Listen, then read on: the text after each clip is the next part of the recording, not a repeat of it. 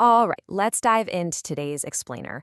We're going to be unpacking an incredibly fascinating chapter that tracks the whole wild journey from classical wave physics to the absolute mind-bending reality of quantum mechanics. You can really think of this as a scientific detective story. It's about how some of the greatest minds in history looked at just a few tiny, seemingly inexplicable glitches in their experiments and ended up completely rewriting our understanding of the universe. See, back in the late 19th century, physicists were feeling pretty incredibly confident. They genuinely thought they had the universe completely figured out. Light was definitively a continuous wave. Matter was definitively made of solid particles, and the rules were set in stone. The book of physics was essentially closed. But, as we are about to see, nature had a massive surprise waiting. Here is our roadmap for the chapter today. We'll cover discovering the electron, the photoelectric effect mystery, testing the light, wave theory fails, Einstein's radical solution, and finally, matter waves.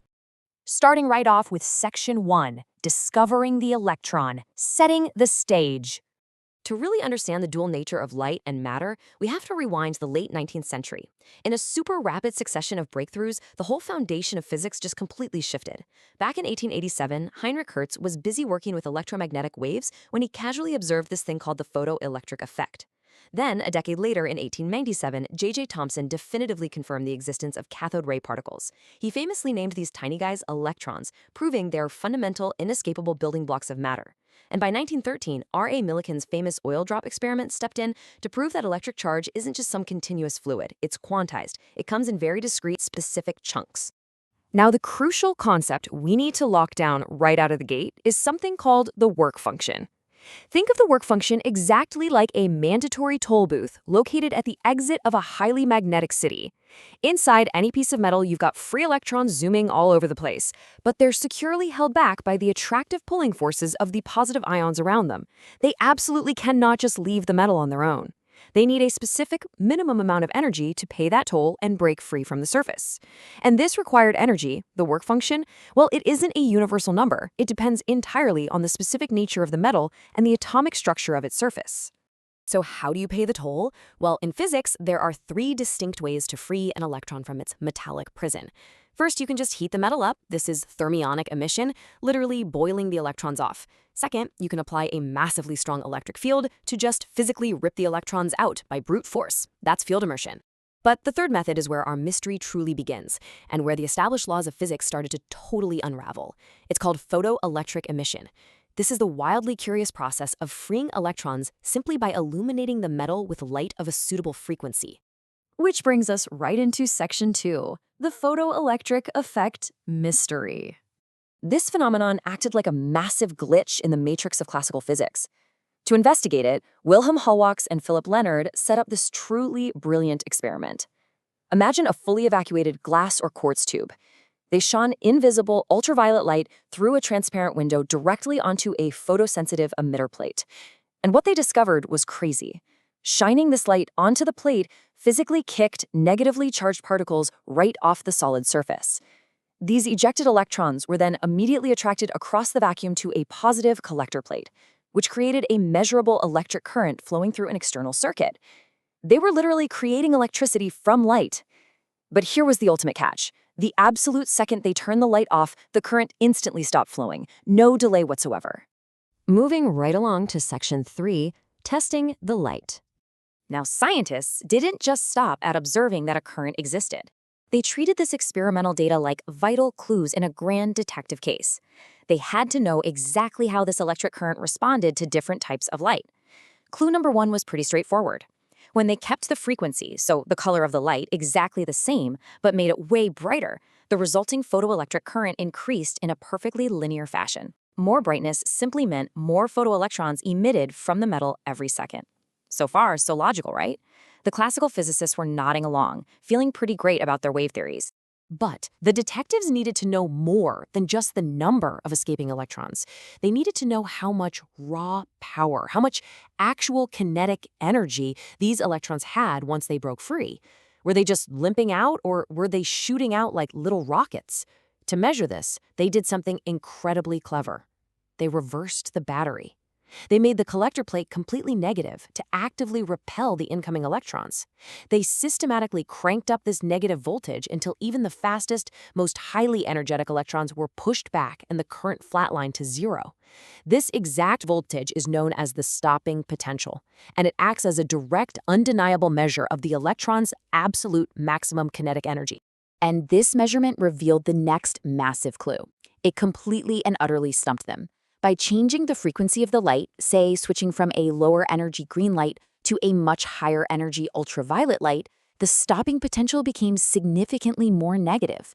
This meant that the frequency, or the literal color of the light, was dictating the maximum kinetic energy, not the brightness. You could blast the metal with the absolute brightest, most blindingly intense red light imaginable, and the kinetic energy wouldn't budge a single inch. The electrons wouldn't gain any extra speed.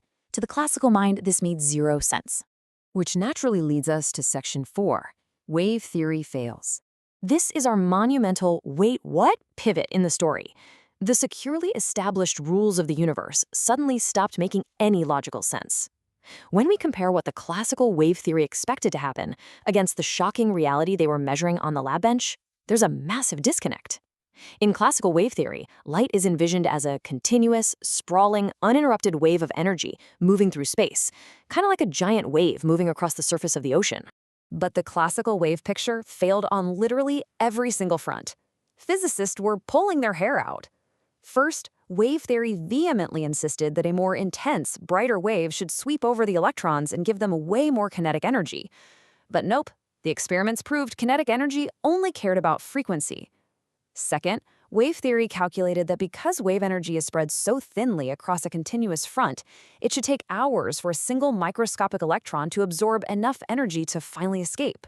Yet, experiments proved the emission was completely instantaneous, less than a billionth of a second. It was as if the light wave was somehow concentrating all its sprawling power into a single microscopic punch. And finally, wave theory just flat out could not explain why there was a threshold frequency, a hard minimum frequency below which absolutely no electrons would emit, no matter how intensely or how long you blasted the metal of light. Enter Section 5, Einstein's radical solution. So the physics world was in an absolute crisis. Classical physics was officially broken. That is, until a young, relatively unknown patent clerk working in Switzerland stepped in with a heroic intervention in 1905. Albert Einstein proposed a radically new, almost unthinkable picture of electromagnetic radiation.